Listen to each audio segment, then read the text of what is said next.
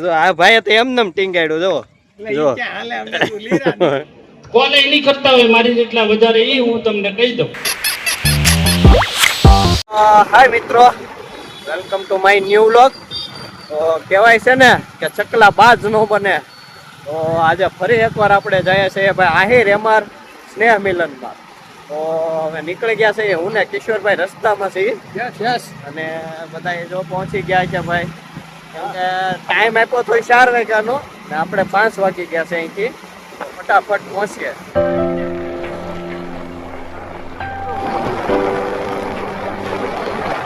Kishorbhai liver ઉપર બેસી જશે ભાઈ, બાગડતા કરીને પિસ્ટન ચોટાડી દીધા ગાડીના ભાઈ, ખેલ્યું દોડાવીને. મિત્રો હું તમને છે ને સુરત નો અડ્ડો બતાવું, અડ્ડો જવા જો કિશોરભાઈ, જો તમને અડ્ડો બતાવું. ખુલ્લે આમ મારો ભાઈ બધું હાલે અહીંયા. તો આ બધો અડ્ડો મારો ભાઈ, આ બધા પોટલી માલ પીવા વાળા જો આ બધા ના અહીંયા ભાઈ ખુલ્લે આમ જો માલ વેચાય છે. 4-wheeler લઈને આવે મારો ભાઈ. ઓલા કેમ જો કાંઈ ઘટે નહીં. ઓલા કેમ પોલીસ જ બધાને પકડીને ઓલા કેમ રોકે, પણ અહીંયા ખુલ્લે આમ અડ્ડા હાલે મારો ભાઈ, મૂંઝાવાનું નહીં. કોમ પીવો તમારે. મેટ્રો નું કામ ચાલુ છે. હવે સિગ્નલ આવી ગયું એટલે થોડુંક વેઇટિંગ કરવું પડશે મિત્રો. 4 રસ્તા બંધ હોય ત્યાં સુધી આપણી સિગ્નલ ખુલે નહીં, ત્યાં સુધી આગળ જવાનું. બરાબર છે, આજ્ઞાનું પાલન કરવું છે. આ લાઈન બંધ છે. આ બધા જો મેણા દોડાવા. તો આપણે જવાનું છે હવે રોમન ડાઇન હોટલમાં. મળીએ ત્યાં.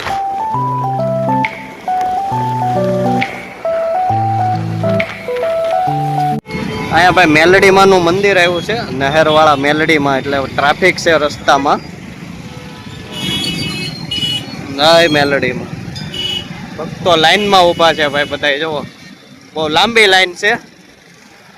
આજે સન્ડે છે એટલે પબ્લિક વધારે હોય. અને માતાજી ભાઈ સાક્ષાત છે, લાઈનમાં બધા ઊભા વારા માટે, માના દર્શન કરવા માટે. તો ફાઇનલી આપણે લોકેશન પર આવી ગયા. આ બાજુ કિશોરભાઈ લઈ લો. હવે આપણે અંદર એન્ટ્રી લઈએ.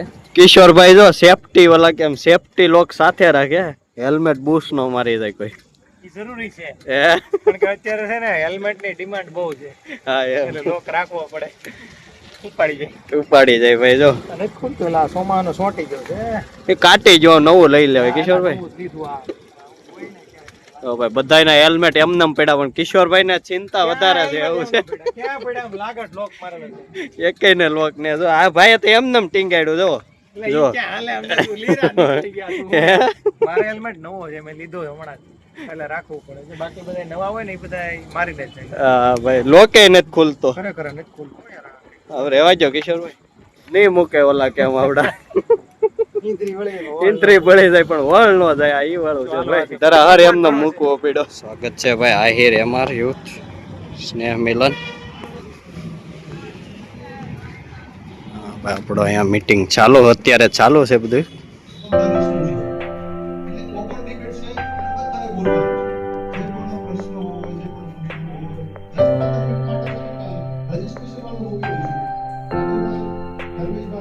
એન્ટ્રી 76 એન્ટ્રી પાસ લેવાનો છે. યસ,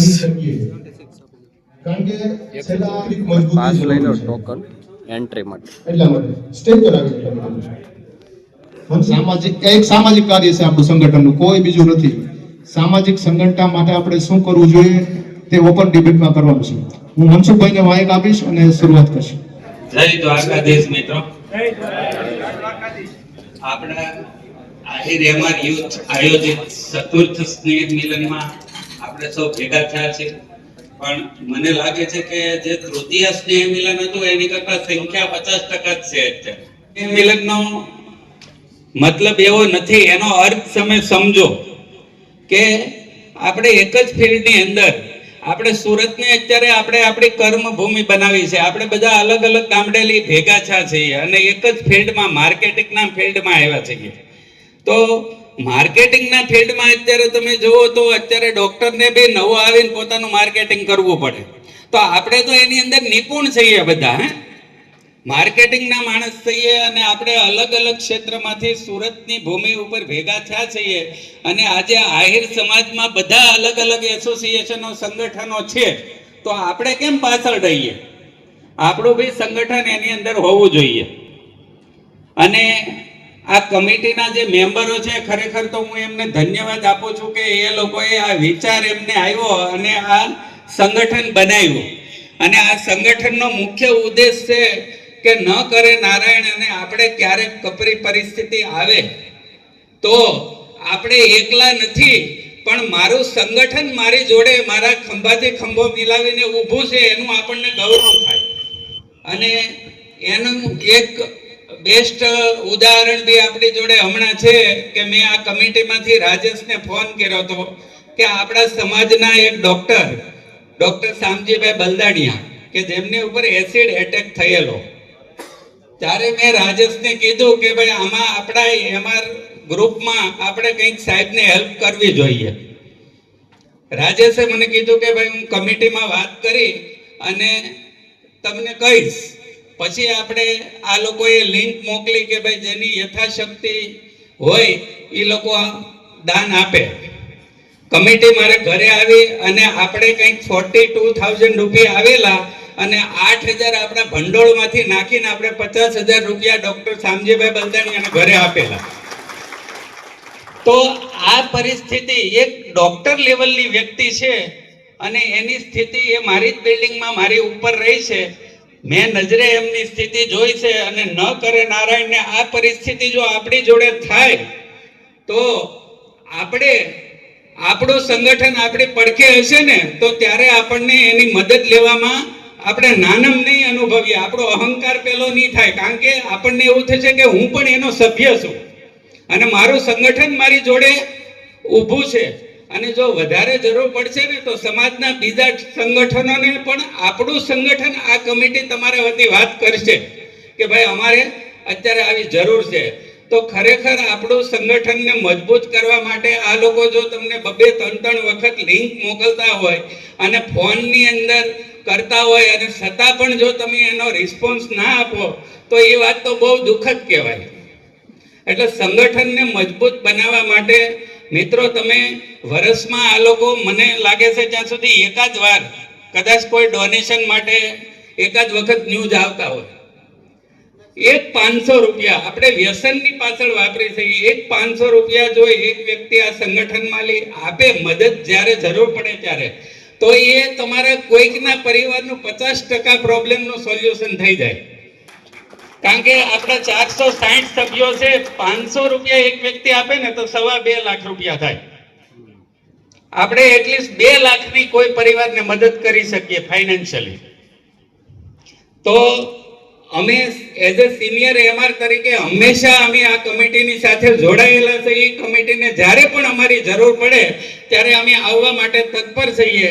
એના માટે જે કંઈ આ કમિટી તમને સજેશન કરે છે તો એનો સાથ સહકાર આપો અને હંમેશા એની સાથે જોડાયેલા રહો. ખૂબ ખૂબ ધન્યવાદ મનસુખભાઈ. તમે 12 મહિને મિલન કરો ને, એમાં 12 મહિના મોઢા યાદ ન રહે. આ બધા માહેથી જે જોઈન છે ને, મારી રિક્વેસ્ટ એવી છે દર મહિને એકવાર મળીએ. વિનોદભાઈની સ્કૂલે જ મળીએ આપણે દાખલા તરીકે. તો સ્કૂલે મળવામાં ભાઈ આપણે કોઈ પાસે આર્થિક યોગદાન નથી જોતું. સંગઠનને મજબૂત કરવું હોય તો આર્થિક સહાયની જરૂર પડે. મોટા એકબીજાને ઓળખીતા થાય, એકબીજા કઈ ફિલ્ડમાં છે, ક્યાં કામનો છે, બધું યાદ રહે. અહીંયા હું જ ને ઓળખતો ભાઈ 70%ની, સમજી લો. મારી જેટલું ફિલ્ડમાં તો કોઈ નહીં હોય, સમજી લો. કોલે નહીં કરતા હોય મારી જેટલા વધારે, એ હું તમને કહી દઉં. પણ કહેવાનો મતલબ 12 મહિના બધાય દેખાવા જો.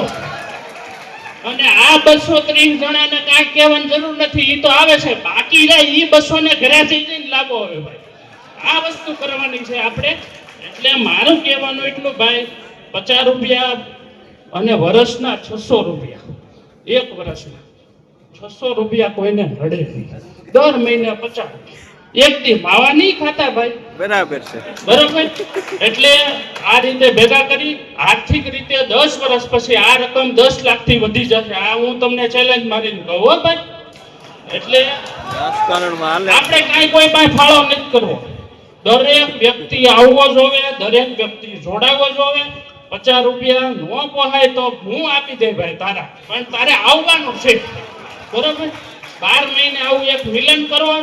આવતી વખતે 500 એ 500 જણા હાજર હોવા જોઈએ. તમારે મહેનત જ્યારથી ચાલુ કરવી હોય ત્યારથી કરી દો, બરોબર? એક દિવસ રાખો.